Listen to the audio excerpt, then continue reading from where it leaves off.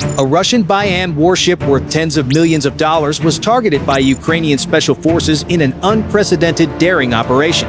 Under the pitch-black night in Temryuk Bay, which Moscow considered impregnable, Ukraine launched a reckless attack on the most dangerous floating fortress in the Sea of Azov.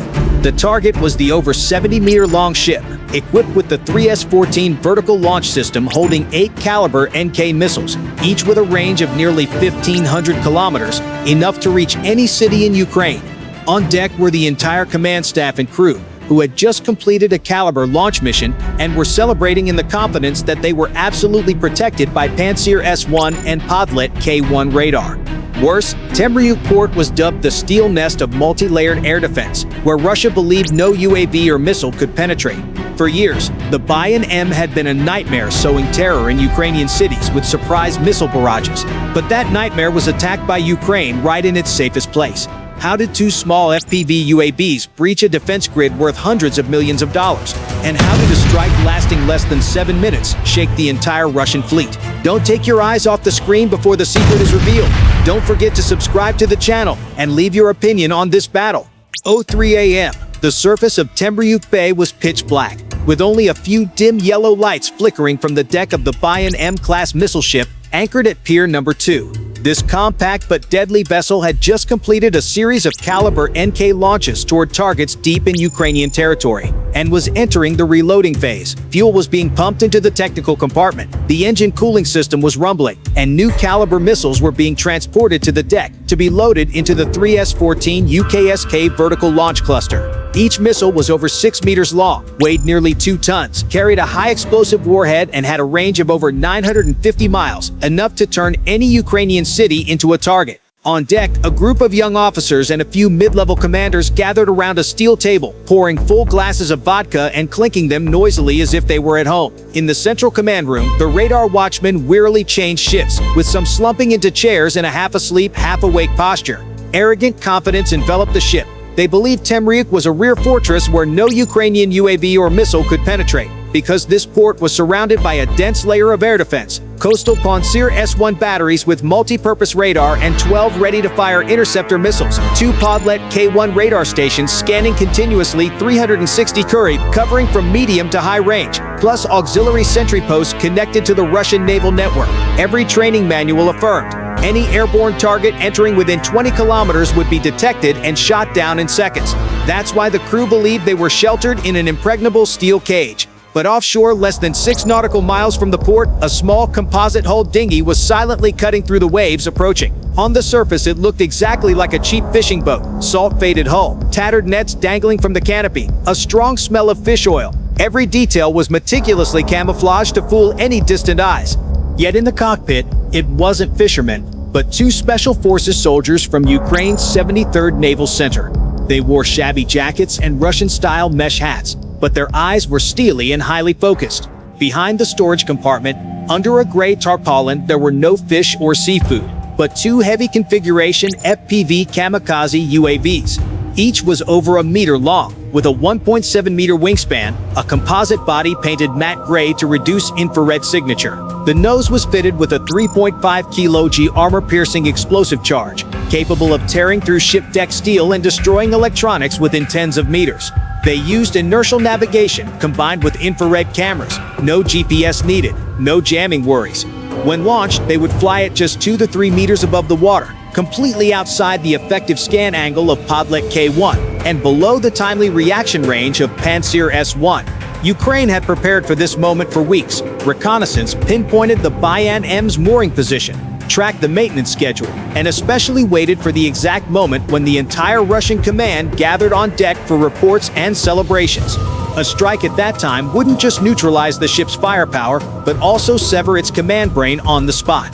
The 2 Ukrainian soldiers on the dinghy knew the risks well. They had only one path to survival: absolute silence, approach the launch point, and wait for the predetermined time. In the darkness, the distant whir of rotating radar echoed like rhythmic hammer blows on an empty barrel. And on the Russian ship's deck, vodka glasses were still being raised, laughter still echoing across the night sea. None of them knew that just a few kilometers away, the enemy was silently unsheathing the blade of death. Ukraine wasn't impatient. They knew that in modern warfare, power doesn't lie in the quantity of ammunition, but in choosing the right moment to strike the vital point. And at that moment, that camouflaged little dinghy was the trap closing in, ready to deliver the fateful slash into the floating fortress that the Russians thought was impregnable. 03:25 a.m. As the Buyan-M remained sunk in its illusion of safety, the camouflaged Special Forces dinghy had silently closed to less than 5 kilometers. In the cramped cockpit, the two soldiers hunched down to the deck, hands fumbling to remove the camouflage tarpaulin covering the storage compartment. Under the dim red light, the two FPV UAV blocks appeared like steel daggers, 1.1-meter-long bodies, 1.7-meter wingspans, matte gray composite fuselages, noses fitted with 3.5 kg armor-piercing charges with shaped copper cores to concentrate the penetration stream. Each was equipped with high-resolution infrared cameras, inertial navigation systems, INS combined with optical sensors, completely independent of GPS, eliminating electronic jamming risks. The rear electric motors allowed cruise speeds of 140 to 350 km/h, but emitted almost no infrared signature. They were invisible daggers, cheap but optimized to stab straight into the heart of the Russian steel beast. The dinghy pilot checked the electronic compass again. The dinghy was still gliding through the radar blind zone, where Podlet-K1 couldn't scan close to the water surface due to sea clutter interference. This was the tactical gap Ukraine had exploited, a narrow corridor right along the sea surface, where any object under 3 meters was lost on radar screens. And the shore-based Pantsir-S1, optimized for medium-range targets, couldn't lock onto small objects skimming the waves at all. The attack plan was designed like a 3-move chess game. UAV number 1.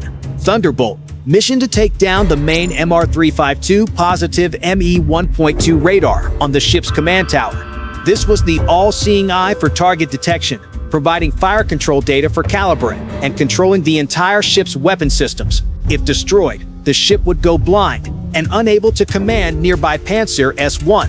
UAV number 2. Vengeance. Mission to slam straight into the 3S-14 UKSK vertical launch cluster in the middle of the deck. 8 Kalibrs were in maintenance phase, with some launch tube caps open. A direct hit wouldn't just destroy the launcher, but ignite the entire control system, stripping the Buyan-M of long-range strike capability. 2 attack vectors, 2 different targets, but timing had to be synchronized precisely within 6 seconds to leave the enemy no time to react. 03:27. The UAV handler pulled the first safety pin. The electric motor whined softly, rear propellers whirring. The UAV was placed on a crude launch rail at the dinghy's stern. A light shove and it shot forward, skimming the water like a gray arrow. Seconds later, the second one launched too, keeping about 200 meters behind, flying at a 25 km offset to port. From above, if anyone looked down, they were just 2 faint blurs blending with the sea. Altitude no more than 2-3 meters, nearly dissolving into the night waves. From this point, the dinghy's mission was complete. The 2 Special Forces soldiers crouched low, turning off all signal lights, drifting slowly with the current. They knew everything from here depended entirely on the 2 small UAV blocks racing through the darkness. On the screen at the UAV control center in Zaporizhzhia, the feed flickered but was clear. Infrared lights appeared as glowing hotspots against the black background. In the distance, the cylindrical glow was the MR352 radar tower, rotating steadily. A bit farther, neat rows of square hot blocks. That was the open Kalibr launch tube caps. The operator gripped the joystick tightly. The display showed distance to target for UAV number 1 was down to 500 meters. In his ears, only the pounding of his heartbeat. The whole team held their breath. One small mistake, one sudden jolt, and it would all dissolve into sea foam. But the UAV flew steadily, holding extreme low altitude, evading all Russian radar scan angles. In the Buyan-M command room, everything was normal. Control panel lights blinked, soldiers typed on keyboards, laughter drifted down from the upper deck. No one knew death had pierced the hundreds of millions-dollar defense layer, with just hundreds of meters left to deliver the fatal slash. 03:28, UAV number 2 entered its attack flight path. The infrared camera clearly showed the row of vertical launch tubes, with one cap slightly open, the Kalibr missile body glowing from residual heat. The navigation system made a slight trajectory adjustment for a 25 trode approach angle, ensuring the impact would penetrate straight into the launch chamber. On the dinghy, the 2 Special Forces soldiers exchanged silent glances. They knew in the next few dozen seconds, the entire Temryuk Bay would shake from 2 unprecedented explosions. In the silent night darkness, 2 UAVs costing less than $2,000 each were slicing through the waves, preparing to slam into a target worth tens of millions of dollars, carrying firepower enough to burn half of Ukraine. The double strike had been unleashed, the blade in the darkness unsheathed, waiting only for the impact moment to turn the floating fortress into a charred steel wreck. 03:31 and 12 seconds on the remote control team's infrared screen, the MR-352 radar tower image sharpened, its outline blazing bright from the rotating motor's heat. UAV number 1, Thunderbolt, hurtled straight at it like a silver arrow. Distance displayed, 950 meters, 800. The operator gripped the joystick tight, nudging left slightly to hold the head on aim. On the Buyan-M deck, the antenna still rotated steadily. Soldiers still lax. No alarm sirens, no anti-aircraft bursts fired. The Russian ship was completely blind to the blade ripping through the night. 03:31 and 25 seconds. Thunderbolt slammed straight into the radar tower base. The explosion created a blinding white flash, accompanied by a deafening crack echoing across the bay. The antenna column was torn from its mount, the body flung to starboard, metal shards embedding deep into the steel deck. The MR-352 system shut down instantly, control panels in the command room flashing red with errors. Fire and black smoke erupted from the electronics compartment, enveloping the officers. A radar officer was pierced through the chest by shrapnel and collapsed on the spot. In seconds, the entire Buyan-M sensor suite vanished, the ship becoming a blind steel hulk. The ship commander screamed orders to urgently activate the shore-based Pantsir-S1 for supplemental air defense coverage. But it was all too late. The blast had severed comm circuits, the command cabin choked with smoke, soldiers dazed and unable to operate. Fire alarms blared deafeningly. Temperatures in the compartment skyrocketed. This was the moment Ukraine had waited for, a golden 6-second window when the Russian defenses fell into chaos. 03:31 and 31 seconds. From port side, UAV number 2, Vengeance, raced in. Speed 145 kilometers h, altitude just 2.5 meters. The infrared camera clearly displayed the 3S-14 vertical launch tubes, with tube number 3 cap open, the Kalibr missile body glowing from incomplete cooling heat. The operator tilted the joystick slightly, guiding the UAV into a 25 toward approach angle. Distance down to 400 meters, 250, 120. In the Buyan-M auxiliary compartment, an officer yelled, "Unknown object approaching port side." But smoke from the radar blast still obscured the optical camera lenses. The Pantsir fire order never went out. The 30mm gun barrels remained silent in the darkness. 03:32, exactly no known seconds, Vengeance plunged straight into tube number 3. The impact turned the mid-deck into hell. The launch tube cap was hurled skyward, flying dozens of meters away. Flames shot up like a torch column, black smoke billowing. The 3S-14 launcher's electronic controls ignited, wiring melting, cooling system destroyed. Adjacent tubes glowed red hot, chain explosion risk hanging in the air. The CO2 firefighting system auto-activated, spraying white gas across the deck, but the flames had burrowed deep into the technical compartment, incinerating the launch control module. The shockwave rippled through the entire ship. The Buyan-M listed 3 to 5 degrees to starboard, seawater flooding through cracks in the lower compartments. Emergency salvage pumps kicked in at full power, sailors rushing to close fire valves and haul hoses. But every effort only exposed the desperation more. The entire Kalibr system was dead, radar offline, comms flickering. A steel hulk that had once sown terror in Ukrainian cities was now a useless floating target. In the command room, thick smoke choked the air, red lights flashing wildly. The captain coughed raggedly, his hoarse voice over the UHF radio, "Radar down, Kalibr down, request immediate tow to base." The distress message went out amid static crackles and popping fire sounds. Soldiers panicked, some ditching personal weapons to grab life jackets. The officers who had just raised vodka glasses in celebration now trembled in the smoke and flames. No faith left in Temryuk's steel nest. It all unfolded in less than 7 minutes. From the first UAV leaving the dinghy to the Buyan-M losing all combat capability, the time was just enough to drain 1 vodka glass on deck. A hundreds of millions dollar air defense system neutralized by 2 UAVs costing less than $2,000 each. This was no longer a story about costs, but a warning. In modern warfare, smarts and patience can turn cheap weapons into death blows. In Zaporizhzhia, in the underground bunker, the UAV control team watched the smoke and fire-blurred screen. No cheers, no applause, just heavy silence. They knew the mission was complete. The Buyan-M, symbol of Russian long-range power in the Sea of Azov, had been knocked out of the fight. Death had come from 2 directions, precise and clean, leaving on the sea only a dying floating fortress, crying for help in vain.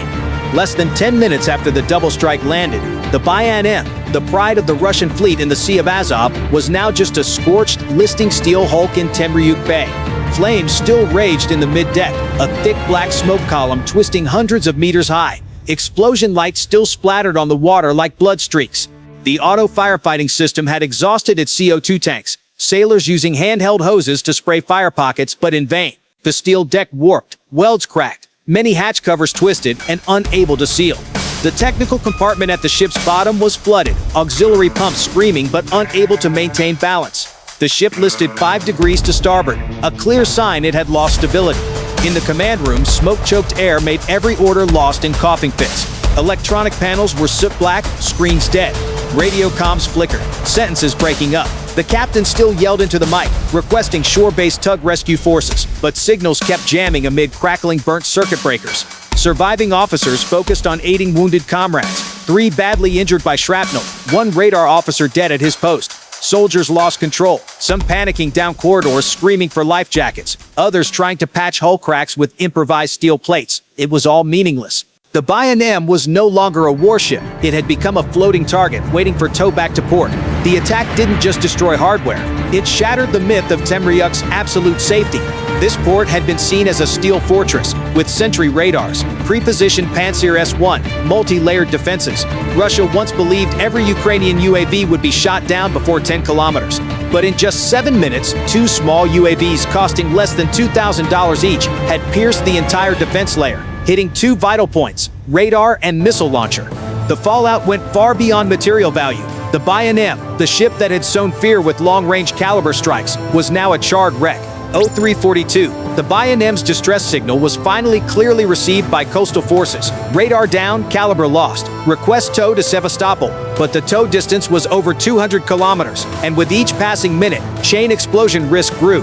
In the Sea of Azov, sister ships were immediately ordered to retreat deep into other ports, halting all loading firing ops, putting deck guns on high alert. A cheap dagger had forced the entire fleet to shift its posture. For Ukraine, this wasn't just a tactical win. It was a message. No safe zones for Russian warships. Those tens of millions dollar floating fortresses now had to live with the specter of UAVs. Every time they opened Kalibr launcher caps or docked for reload, they could become targets. That meant Russian missile barrages on Ukrainian cities would be disrupted, their long-range campaign forced to scale back. On the Buyan-backed Russian sailors staggered through smoke and flames, rigging tow lines waiting for rescue ships. But they knew well, from this minute on, faith in Temryuk had collapsed. The floating fortress had fallen, not to million-dollar bombs, but to 2 small UAVs, silently skimming the waves, waiting for the right moment to plunge into the vitals. And from this night on, any Russian sailor stepping onto a Buyan-M deck or similar warship would carry an obsession. Nowhere was truly safe, and death could strike from any dark corner of the sea. When the clock in Temryuk Bay ticked past 040, the Buyan-backs had become a listing wreck, smoke still billowing from the mid-deck. But the battle's true meaning wasn't in the charred steel plates or flooded compartments. It lay in the lesson etched in blood and fire, one the Russian Navy and the world had to face. First, this was clear proof of asymmetric warfare's power. 2 FPV UAVs costing less than $2,000 each, operated by a small naval special forces team, had completely neutralized a tens of millions dollar warship protected by multi-layered air defenses. Instead of wasting volleys of expensive cruise missiles, Ukraine exploited the radar blind zone right along the sea surface, chose the perfect moment, and launched a precise double strike on radar and launcher. Result, a floating fortress turned to scrap in under 7 minutes. Second, the concept of safe rear areas had collapsed. Temryuk had been seen as an impregnable base where Buyan-Ms and other warships could reload, repair, prepare for Kalibr barrages. But after this battle, every Russian port in the Sea of Azov became a potential target. No steel zone could stop small daggers flying close to the waves. Every time a Russian warship lifted a launcher cap or tied up at a pier, it had to live in fear of kamikaze UAVs incoming. Third, the battle affirmed modern tactical thinking. Patiently wait for the right moment, strike the vitals instead of direct confrontation. Ukraine didn't rush. They waited until Russian commanders clustered on deck, when systems were most lax and vulnerable. That patience turned 2 small UAVs into a strategic punishment. From now on, any Russian sailor stepping onto a Buyan-M deck or similar warships would carry an obsession. Nowhere was truly safe, and death could strike from any dark corner of the sea. That was the lesson of steel and fire. one experience enough to shift the entire battlefield dynamic. If you find the story of how Ukraine turned two small UAVs into a nightmare for a Russian floating fortress compelling, hit subscribe so you don't miss the next battlefield analyses. Thanks for watching. See you in the next video with even more dramatic and intense battles.